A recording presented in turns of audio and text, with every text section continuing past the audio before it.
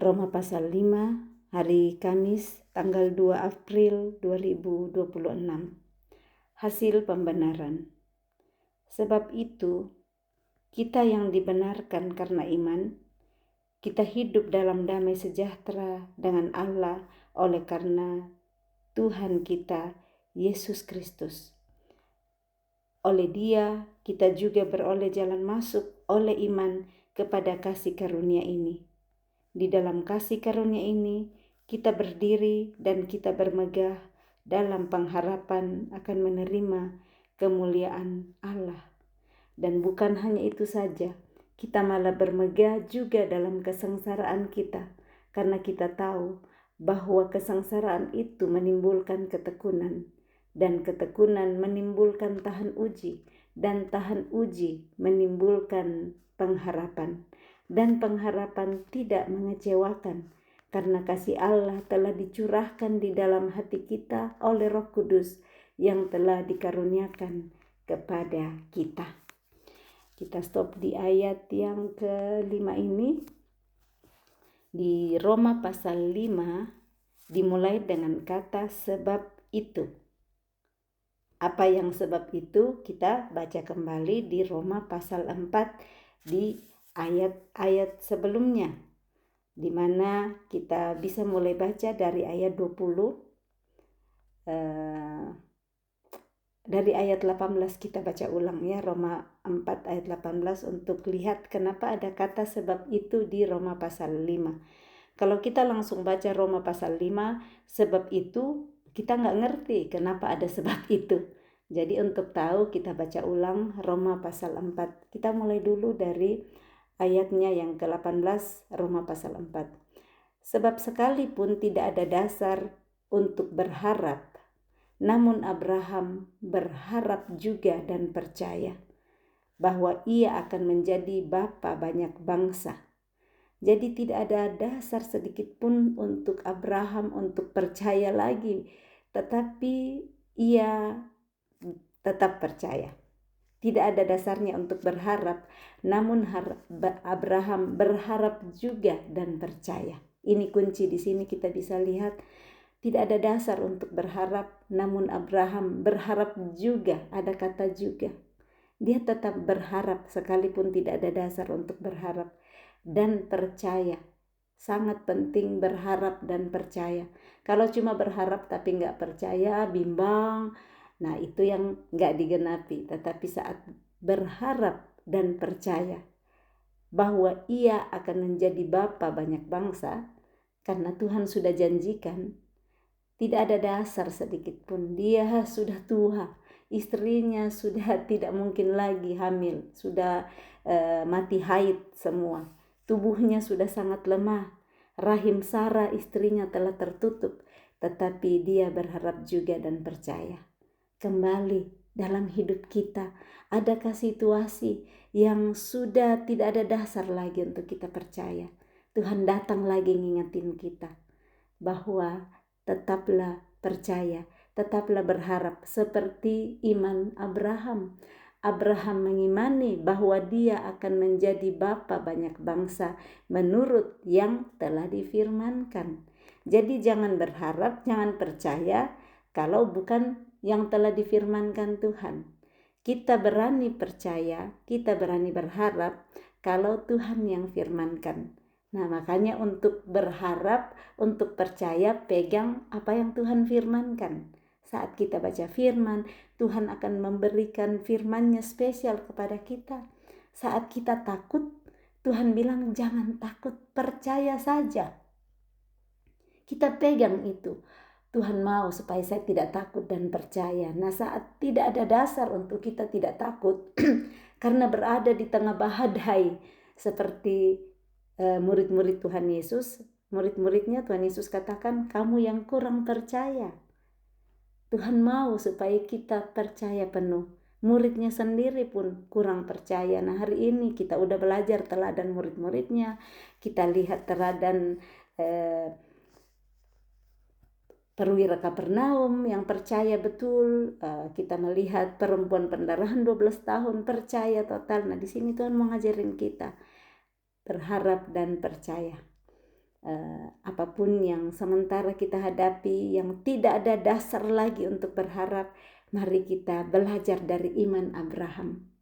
Abraham tetap berharap juga dan percaya akan janji Tuhan bahwa ia akan menjadi bapa banyak bangsa, padahal di depan matanya impossible.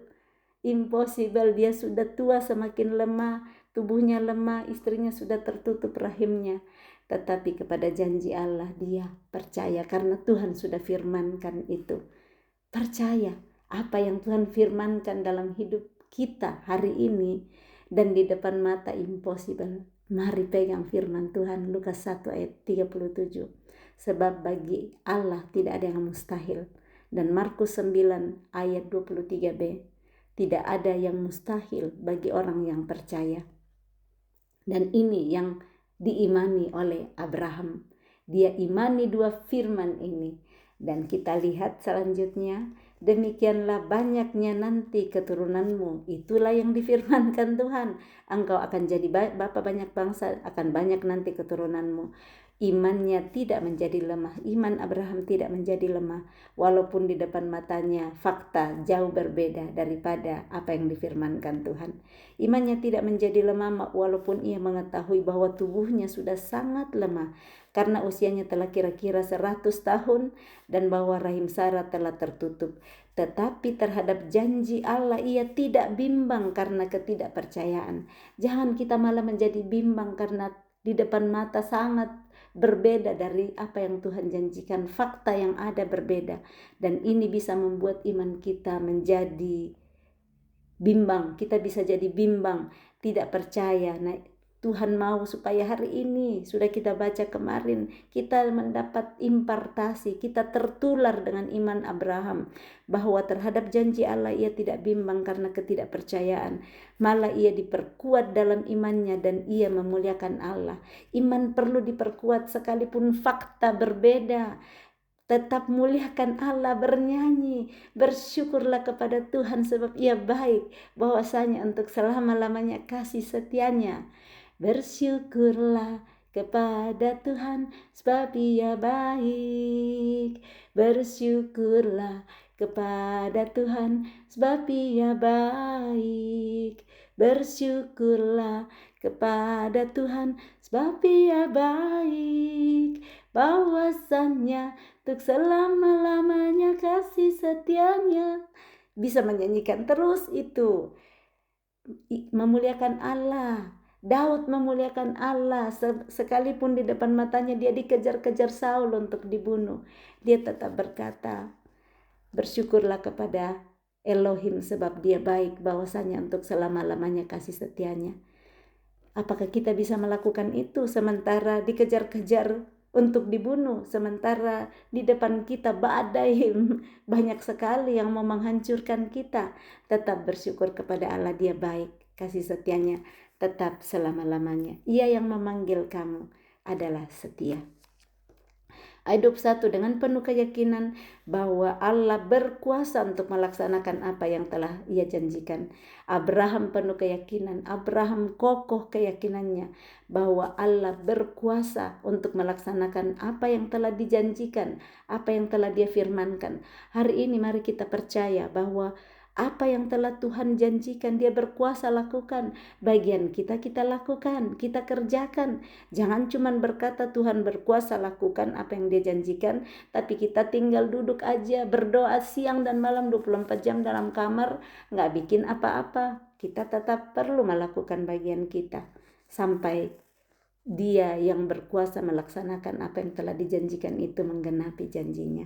Ayat 22, karena itu hal ini diperhitungkan kepadanya sebagai kebenaran. Kata-kata ini yaitu hal ini diperhitungkan kepadanya tidak ditulis hanya untuk Abraham saja, tetapi ditulis juga untuk kita. Sebab kepada kita pun Allah memperhitungkannya. Jadi ini jelas-jelas dikatakan bukan hanya untuk Abraham. Janji ini dituliskan, firman ini tetapi untuk kita hari ini.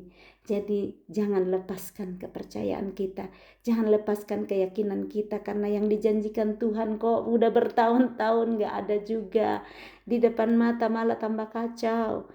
hidup Abraham makin kacau, ada Hagar yang datang, ada yang berbeda yang terjadi. Mari kita belajar teladan Abraham supaya kita nggak jatuh di perangkap-perangkap seperti Hagar di dalam hidup kita.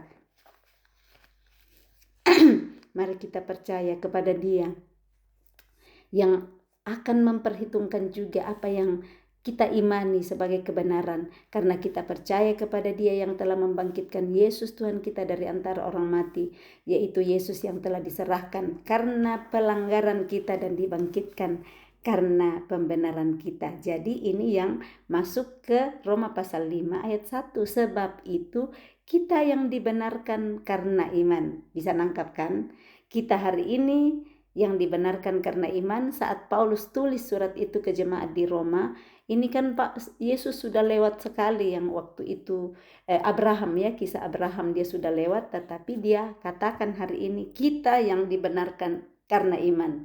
Hari ini saudara dan saya yang baca firman ini, kita juga dibenarkan karena iman, seperti yang sudah dituliskan di ayat 24 bahwa ayat 23-24, kata-kata ini, hal itu diperhitungkan kepadanya sebagai kebenaran, tidak ditulis untuk Abraham saja, tetapi untuk kita hari ini.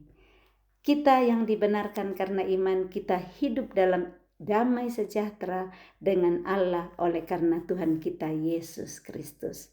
Kita dibenarkan karena iman. Iman adalah dasar dari segala sesuatu yang kita harapkan dan bukti dari segala sesuatu yang belum kita lihat.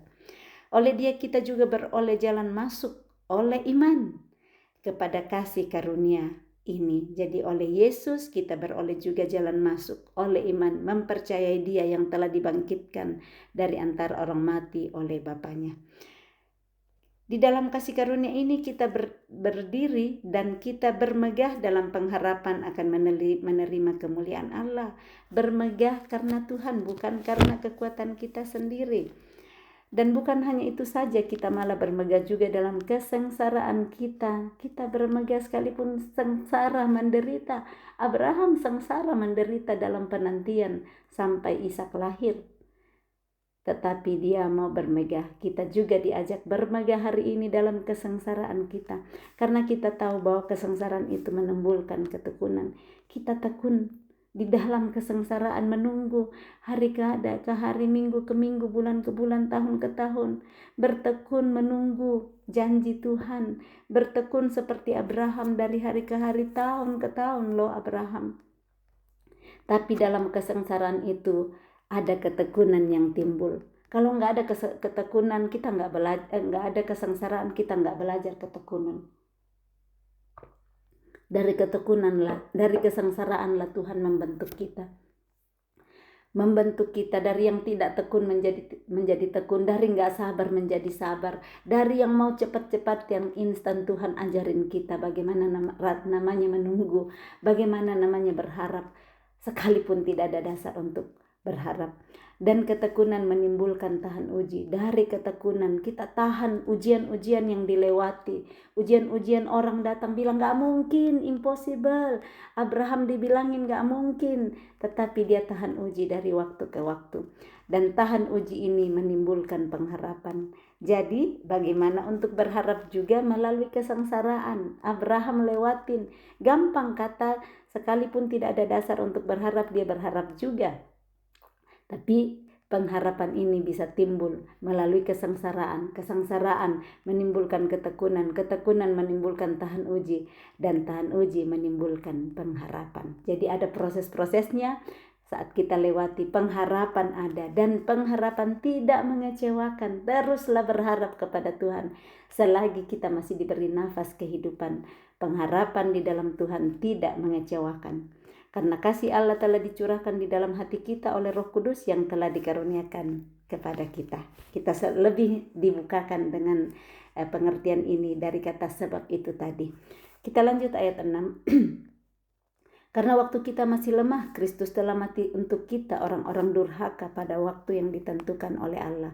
Artinya ini waktu kita masih lemah, kita belum percaya, kita masih berdosa. Kristus telah mati untuk kita. Ada nggak orang yang mau mati untuk orang yang berdosa, untuk orang yang menyebalkan? Mau nggak kita rela untuk orang-orang seperti ini. Kristus sudah lakukan untuk kita. Waktu kita masih lemah, Kristus telah mati untuk hidup kita. Apakah kita mau juga mati untuk suami kita yang menyebalkan, anak-anak kita yang menyebalkan, yang menjengkelkan, mertua kita, teman-teman kita, rekan kerja? Tuhan telah lakukan teladannya.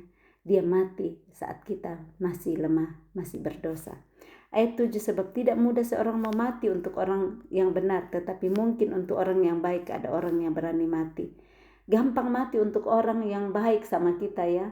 Orang yang selalu murah hati, yang baik, senyum-senyum. Tapi untuk orang yang menjengkelkan, mau nggak mati untuk orang-orang gini?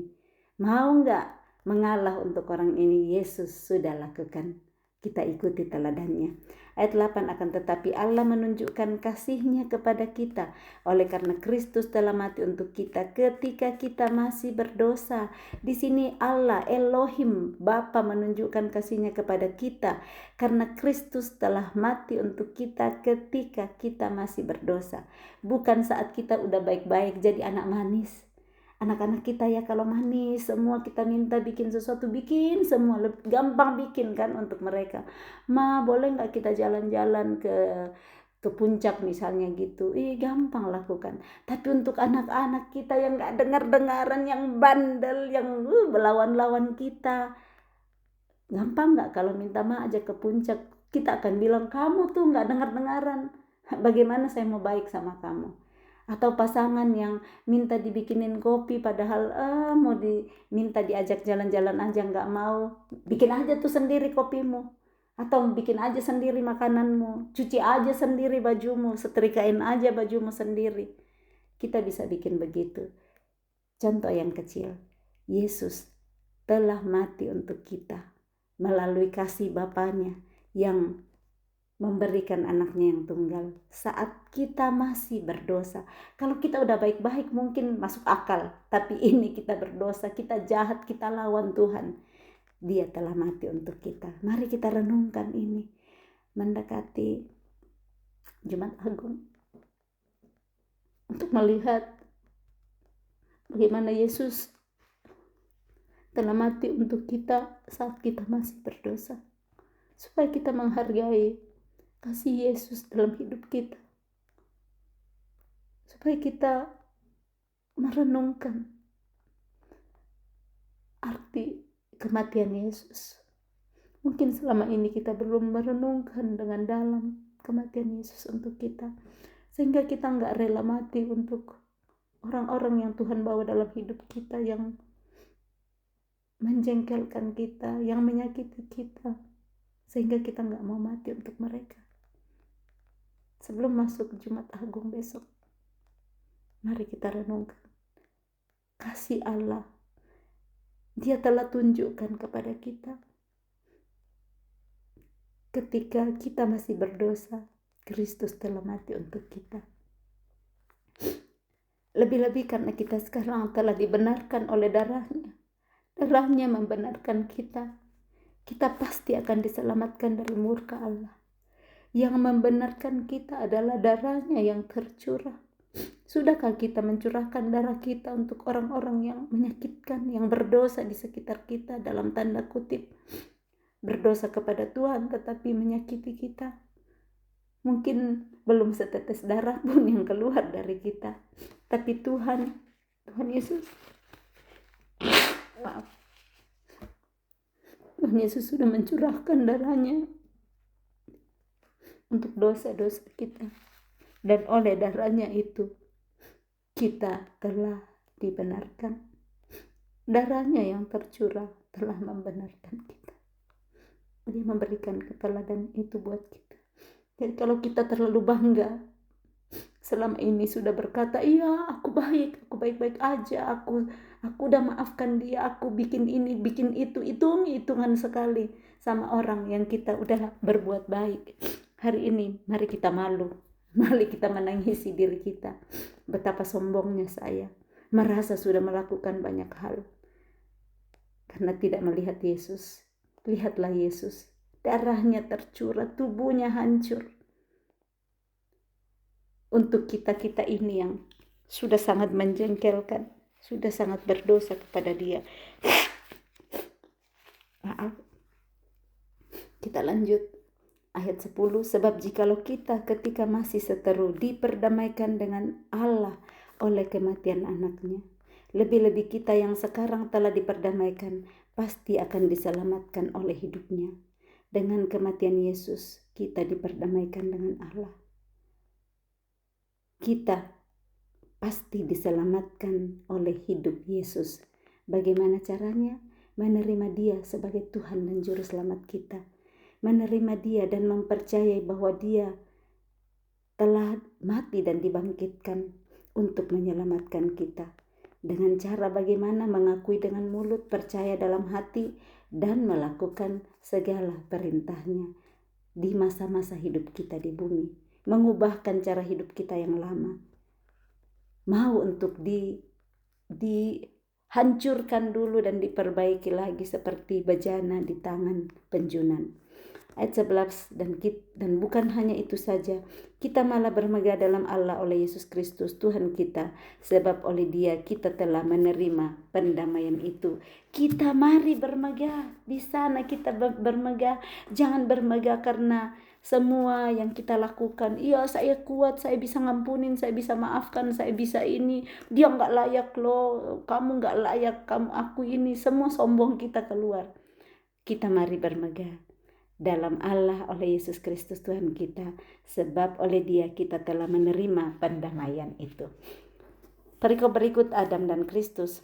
Sebab itu, sama seperti dosa telah masuk ke dalam dunia oleh satu orang, dan oleh dosa itu juga maut, demikianlah maut itu telah menjalar kepada semua orang, karena semua orang telah berbuat dosa. Ini dosa masuk ke dunia oleh satu orang, Adam waktu bersama dengan Hawa tidak taat kepada perintah Tuhan.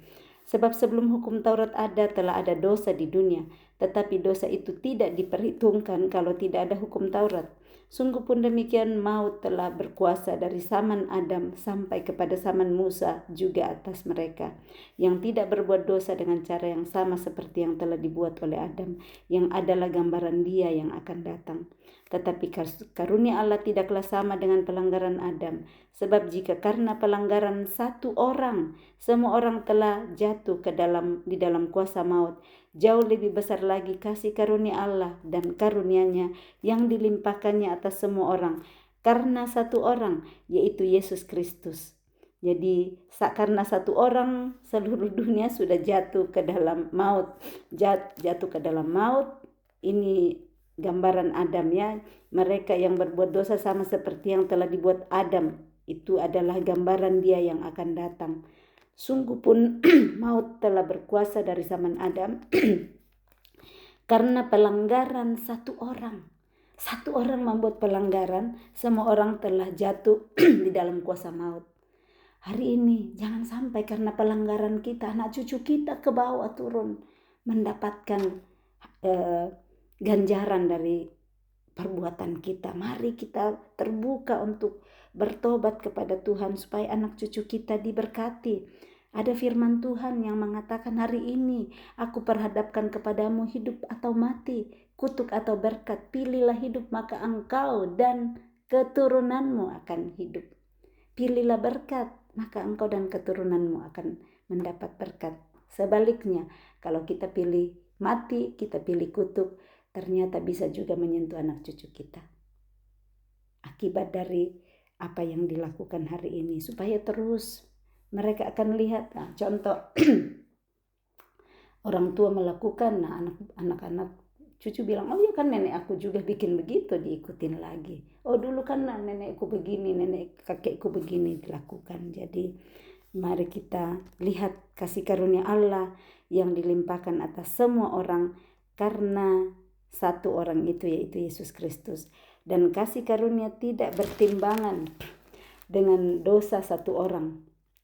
Sebab penghakiman atas pelanggaran itu telah mengakibatkan penghukuman, tetapi penganugerahan karunia atas banyak pelanggaran itu mengakibatkan pembenaran. Kita lihat di ayat 16, kasih karunia tidak berimbangan dengan dosa satu orang. Sebab penghakiman atas pelanggaran mengakibatkan penghukuman, tetapi penganugerahan karunia atas banyak pelanggaran mengakibatkan pembenaran. Ada kasih karunia, anugerah diberikan karena banyaknya pelanggaran, itu mengakibatkan pembenaran. Kita yang telah dianugerahkan karunia karena banyaknya pelanggaran kita, tetapi saat kita mendapat kasih karunia melalui satu orang, yaitu Yesus Kristus, kita dibenarkan. Ayat 17, sebab jika oleh dosa satu orang maut telah berkuasa oleh satu orang itu, maka lebih benar lagi mereka yang telah menerima kelimpahan kasih karunia dan anugerah kebenaran akan hidup dan berkuasa oleh karena satu orang itu, yaitu Yesus Kristus. Wow, luar biasa janji Tuhan di sini. Jika oleh dosa satu orang maut telah berkuasa oleh satu orang itu, tetapi lebih benar lagi mereka yang telah menerima kelimpahan kasih karunia dan anugerah kebenaran. Mari kita terima itu dengan percaya kepada Yesus. Satu orang itu yang Tuhan Bapanya sudah limpahkan kasih karunia kepada kita untuk semua orang. Karena satu orang, yaitu Yesus Kristus, kita telah menerima kelimpahan kasih karunia dan anugerah kebenaran. Apa itu kelimpahan kasih karunia dan anugerah kebenaran? Hidup, akan hidup dan berkuasa. Jadi kita nggak cuma hidup, kita juga berkuasa. Pegang ini. Berkuasa apa? Karena ada Dia yang kita percayai di dalam kita, yaitu Yesus yang berkuasa, yang kepadanya telah diberikan segala kuasa di surga dan di bumi.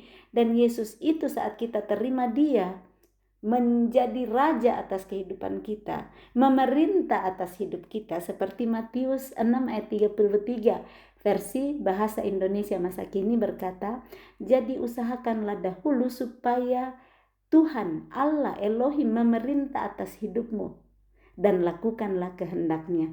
Nah, saat kita serahkan seperti itu, Dia Yesus yang hidup di dalam kita melalui Roh Kudusnya berkuasa. Kuasa itu diberikan kepada kita. Kalau kita ingat Lukas 10 ayat 19 juga Yesus sudah katakan di situ, aku memberikan kepadamu segala kuasa untuk menginjak ular dan kalajengking, untuk menahan segala kekuatan musuh sehingga tidak ada satu pun yang membahayakan engkau. Nah, kuasa ini ditulis di Roma 17, dibukakan hari ini. Kita menerima kelimpahan kasih karunia dan anugerah kebenaran akan hidup dan berkuasa oleh karena satu orang itu, yaitu Yesus Kristus. Kita nggak berkuasa, kita nggak hidup kalau bukan karena Yesus. Jadi anugerah, kebenaran, dan kasih karunia Yesus yang membuat kita hidup dan berkuasa. Wow, pegang itu. Kita berkuasa atas ketakutan kita, kita berkuasa atas semua untuk kemuliaan Tuhan. Tapi kita percaya itu melalui Roh Kudus yang memberikan kuasanya di dalam diri kita. Ayat 18, sebab itu sama seperti oleh satu pelanggaran semua orang beroleh penghukuman, demikian pula oleh satu perbuatan kebenaran semua orang beroleh pembenaran untuk hidup. Mari kita lakukan, terima ini pembenaran, supaya jangan kita lagi terbawa oleh satu orang yang membuat kita beroleh penghukuman. Kita sudah dibenarkan oleh Yesus supaya nggak tertuduh lagi, dan kita mari hidup terus mengikuti teladan-teladan yang Yesus sudah berikan kepada kita. Ayat 19, jadi sama seperti oleh ketidaktaatan satu orang semua orang telah menjadi orang berdosa, demikian pula oleh ketaatan satu orang semua orang menjadi orang benar. Ketaatan Yesus membuat kita menjadi benar. Kita yang tidak benar dibenarkan. Mau enggak kita ikuti teladan Yesus hari ini di dalam keluarga kita? Mungkin yang lain-lain belum taat, mari oleh ketaatan satu orang. Janji Tuhan berkata, satu orang bertobat dalam satu rumah, seisi rumah diselamatkan. Bagaimana diselamatkan? Karena mereka melihat bagaimana kita taat kepada perintah Tuhan, dan itu yang akan terimpartasi, itu yang akan tertular kepada mereka, dan dari hari ke hari mereka juga akan melihat kebenaran-kebenaran hidup di dalam diri mereka. Mulai dari kita. Jadi Alkitab hidup buat seisi rumah kita, supaya janji Tuhan terjadi. Satu orang bertobat dalam satu rumah, seisi rumah diselamatkan. Hari ini mungkin belum ada di depan kita, belum mau gereja bareng, belum mau berdoa bareng, belum tetap amini. Aku mau percaya. Yosua 24 ayat 15 berkata, tetapi aku dan seisi rumahku kami akan beribadah kepada Tuhan. Aminkan itu, perkatakan itu lebih dahulu. Doakan dan lakukan dulu dari kita. Gimana mereka mau beribadah kepada Tuhan tapi kita sendiri cuma berkatakan, cuma doakan, kita sendiri gak pernah baca Alkitab, gak pernah puji Tuhan, gak pernah ke gereja, gak pernah bersekutu dengan saudara seiman. Bagaimana mereka lihat ibadah sehari-hari adalah bagaimana kita melakukan firman setiap hari. Bukan cuma waktu di gereja, bukan waktu kumpulan, namanya ibadah. Aku dan seisi rumahku kami akan beribadah kepada Tuhan, artinya kami akan hidup sesuai dengan jalan-jalan dan kehendak Tuhan setiap hari. Dimulai dari kita dulu yang memperkatakan Yosua 24 ayat 15. Kalau kita perkatakan tetapi setiap hari marah-marah keluar kata-kata kutuk, kita udah tahu hidup dan mati dikuasai lidah. Kalau kita terus perkatakan, keluar dari mulut kita aliran-aliran air hidup memberkati, maka semuanya akan indah. Kemarin saya bekerja, ada satu teman kerja yang di situ pertama kali saya kerja bareng sama dia, karena ada pekerjaan saya ganti-ganti playgroup, di mana ada saya dikirim di situ kalau ada yang sakit atau ada yang izin. Nah, yang satu ini dia datang bilang, saya sorcier. Sorcier itu nenek sihir kalau bahasa Indonesia. Dan dia bilang, oh kalau kan kita semua perempuan itu nenek sihir. Saya bilang, kata-kata. Saya nggak mau jadi namanya perempuan nenek sihir. Tapi di dalam hati saya bilang, oh kamu, saya panggil ange bahasa Perancis itu malaikat. Kamu malaikat, kamu berhati lembut, begini-begini. Sepanjang hari ini rekan kerja saya sukacita sekali bekerja, menyanyi semangat sekali. Dia bilang, karena kamu kasih tahu saya ange, kamu saya malaikat.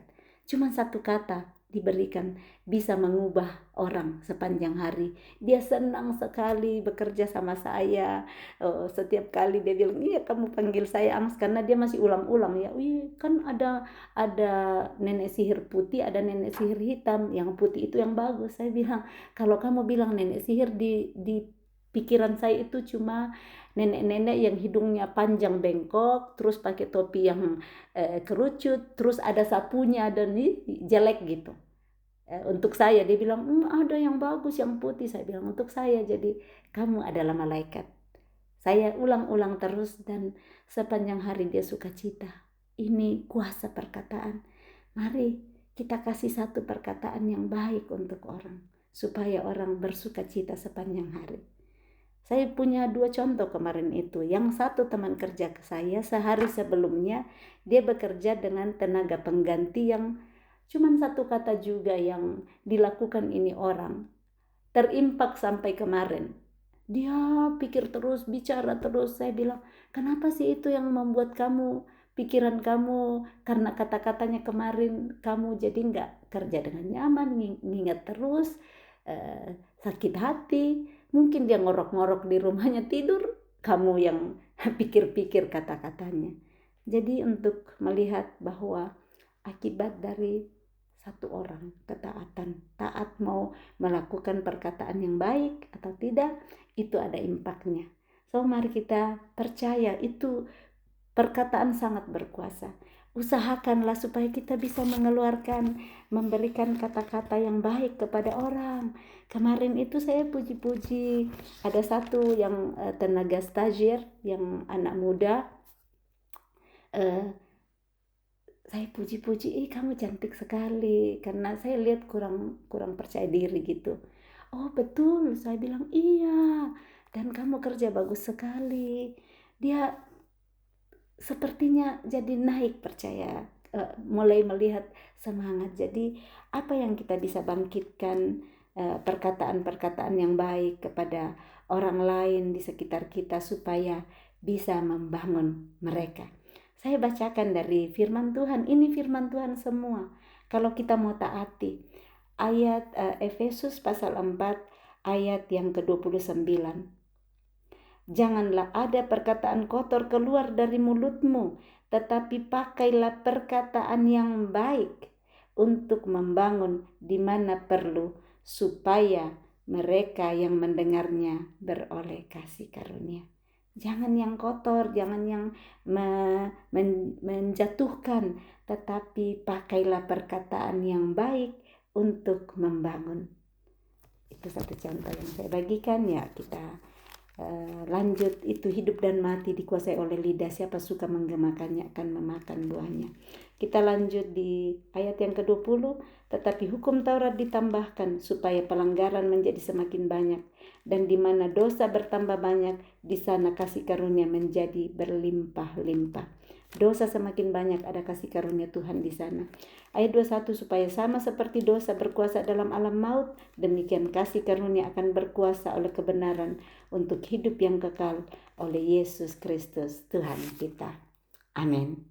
Kiranya firman Tuhan hari ini menuntun kita untuk mengikuti teladan Kristus, mengikuti teladannya, ketaatan satu orang, semua orang menjadi orang benar.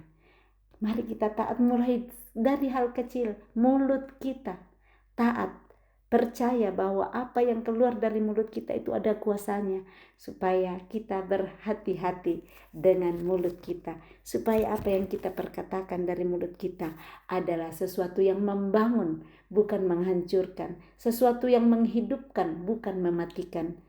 Kita saat tidak tahu betapa ganasnya itu mulut kita, lidah kita, bisa lebih tajam dari pedang belati yang menghancurkan hidup orang karena perkataan kita.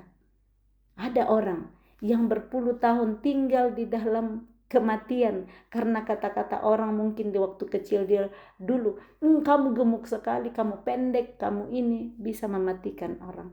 Mari hari ini kita tahu kebenaran, belum ada yang terlambat.